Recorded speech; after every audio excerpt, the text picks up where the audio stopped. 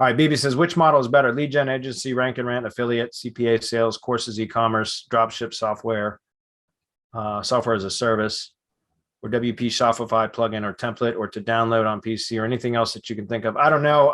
I've only done local. I mean, I did affiliate stuff years ago, somewhat, but I've mainly done local my entire career, and that's all I focus on now. I prefer lead gen over agency work just because doing agency work is like, clients are a pain in the ass, and it's, I've talked about this many times, but in my industry, I get clients every year that in the wintertime, they want to suspend SEO services because tree services slow down, like business slows down in the winter months. And then because I've done such a damn good job on their Google business profiles, the spring rolls around and they don't call me to hire me again because they're still ranking. And so every year I build up tree service contractors, and then I lose a pretty good percentage of them during the winter, and they never come back. Very, very few of them ever come back because they end up ranking so well, and it sticks. And it's a lot because of like the entity-based SEO stuff that we do, sticks. It really does. Once they become like the dominant brand or entity in their local market, they generally stick. It's hard to move them from that, and it sucks. And so I prefer to do lead gen because I maintain control. And you can still do lead gen, and rank and rent is lead gen, right? It's just instead of selling on a pay per lead basis, you're leasing the asset instead of monetizing on a per lead basis. So rank and rent and lead gen is the same thing as far as local goes. But again, I prefer lead gen over agency work. However, as I just mentioned in the previous comment, that if we have to shift away from lead gen and go to doing more agency work because of it being very difficult to verify Google business profiles, then so be it. It is what it is. We have to evolve to continue to make money. Adam, were you going to say something? Yeah, definitely. I think, BB, it may be the way it's phrased, but to take a step back and say that the question doesn't have an answer, because it's not that one is better than the other. These are very different things. And I think that there are several ways to approach this. I think it is important that you're interested in what you end up doing and what you put your time and effort into, but you also got to pay the bills. And that's the reality. So when I look at this, I think of agency as being the quickest way, whether you want to call it just consulting, doing work for someone, freelancing, or actually building an agency. That can be one of the fastest ways to generate revenue and get money coming in the door, is performing a service for someone else and then duplicating that, right? And then lead gen is its own kind of big thing. And then rank and rent, kind of the same, but different. Affiliate sales, very different. Courses, very different again. E-commerce, different again. So you're listing a lot of business ideas. And I think that there's a lot to be said for staying in one lane and really learning it. That's why lead gen can be incredibly difficult, and it's sold in a lot of places as just do these three things and you'll be making $100,000 a year doing lead gen. And then people try it and find out it's really fucking hard because there's a lot of people doing it and there's a lot of ways to go around it. But the people who succeed are the people who stick with it. And you don't want to stick with like the sinking ship, but you've got to have some durability and the staying power to stay in any business in order to really reap the benefits. Nobody gets into an industry and is the dominant player right away. And dominant player could be nationwide, could be your state, could be your city, could be your friggin' neighborhood. But when I think about this, I would say you can try a few things, but then focus. And then over time, you can branch out, because the thing I can tell you about is knowing a lot of agency owners. Nobody's like, yeah, man, when I'm 70, I want to own a big agency. that ain't happening. But what you can do with an agency is branch into these other areas. When I look at this list, it's like, okay, well, I have an agency.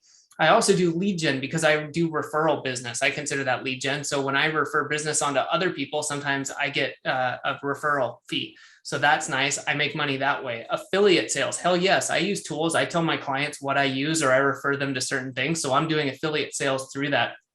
I've built a course based on what I do.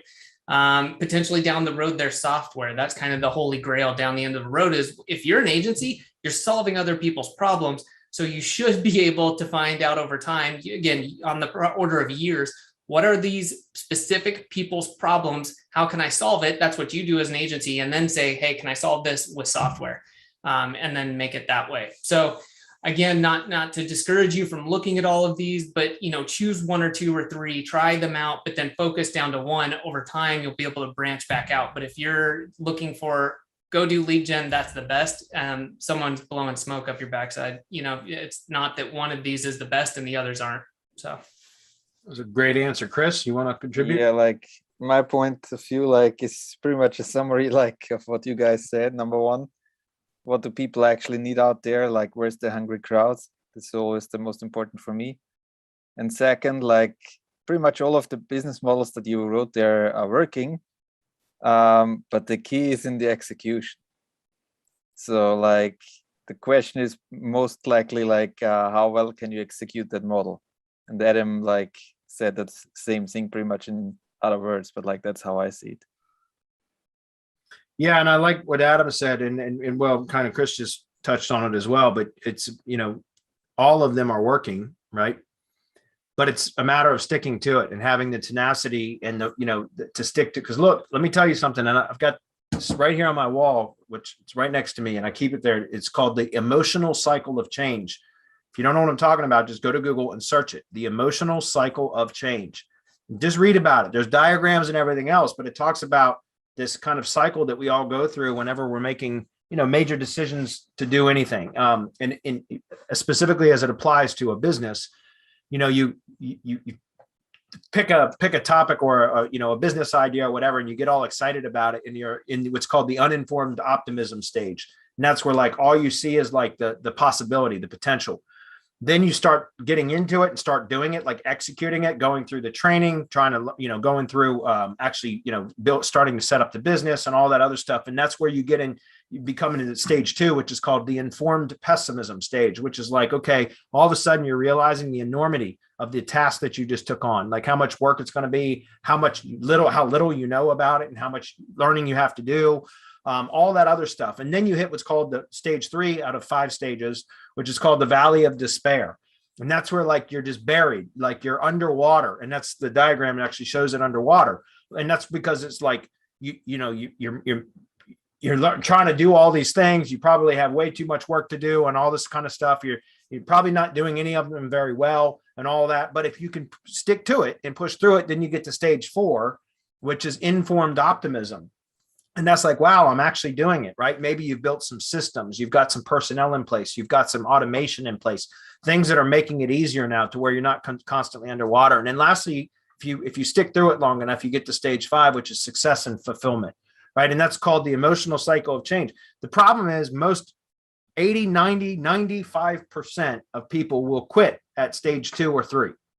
And it's because the grass is always greener on the other side of the fence, right? There's opportunity always looks better than trying to stick through something that, and pushing through all of the roadblocks and the setbacks and challenges that you're going to face with any sort of business. And that's where in this industry, especially, and it's probably like this in all industries, but I can speak from experience in this industry. People have, people call it shiny object syndrome. And they go from one thing to the next, to the next, to the next, because they get sold an idea from a sales page on a webinar or whatever, that like, hey, this is the easy button.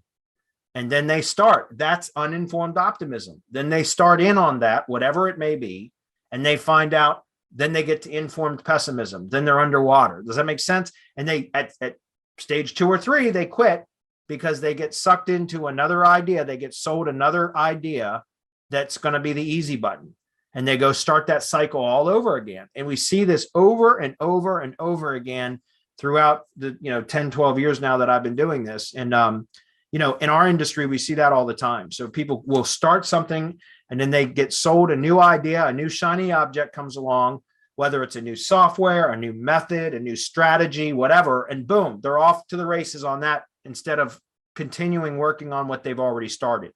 And so, BB, you've been coming to these for months, if not well over a year, asking questions like this. And I don't feel like you've selected something yet. And I know for a fact, because of some of your previous comments, that you've started on stuff and then quit and come back and ask questions. And then you start, just pick something you're interested in and stick to it. stick to it and just make a decision that you are going to succeed in that no matter what it takes. And that's what it takes to be successful, right? Is to make that kind of a decision. Like, I'm going to make this work, hell or high water. No matter what, I'm going to stick with it until I monetize it and make it profitable. And then you can always branch out after that. But wait till you're making money with one of just any one thing, whatever it is that you select, before going to something else, right?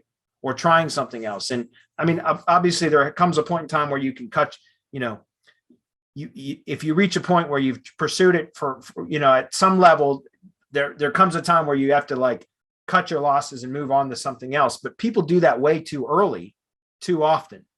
And that's the problem is people, you know, and I've done it too. Don't get me wrong. I'm not immune from that. I'm not above all that shit. I've done it too over the years, many, many times. But that's why in the last 6 months or whatever, we've really gotten focused semantic mastery on what we teach and what we do, because we were spread too thin, right? We got specifically in on local SEO, local marketing. And that's like, because of that, we've grown too, right? And so again, we've become more successful. Our revenue's up, and it's because we got really, really focused on what we do. We do one thing, we do it really fucking good, right? And that's what I'm saying. Like, that's how you become successful in anything you do. Right now, I started a link building business. I just mentioned 4 months ago. I'm fascinated with links. I spend an enormous amount of time studying links and developing new methods and everything else. And that business is growing. Why? Because I'm stuck in on that and I'm doing that. And I said, I'm going to make this successful, and it's working. Not always so fortunate, but in this case, it has been. And so that's what I recommend. Again, Adam said at the beginning of his answer, pick something that you have a genuine interest in. Yes, we're all in this to make money, but also pick something that you genuinely have an interest in, because it feels less like work if you have a genuine interest in it. So if, you know, you listed in one of your follow-up questions, things I thought of more: ebook, app, social media pages. I can tell you that's the last damn thing I'd want to do is, I know you can make a shit ton of money doing social media stuff like TikTok and YouTube stars and all that kind of whatever. I have no interest in any of that shit. You know what I mean? Like, so even though you can make a ton of money in that, that's not something I would ever want to pursue. Yeah. I think I've reminded myself of I had to find a quote. The summary of all of our answers is, you can do anything. You just can't do everything. That's right. That's a good one. Good way to summarize that.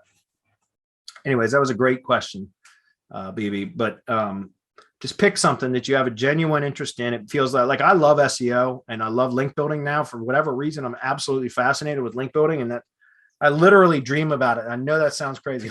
I swear to God, it's insane. But perhaps that's why my link building business is successful right now, because I'm very, very passionate about it. Find something you're passionate about, and it makes it so much easier to stick with it through that valley of despair, the emotional cycle of change, and you'll make it successful.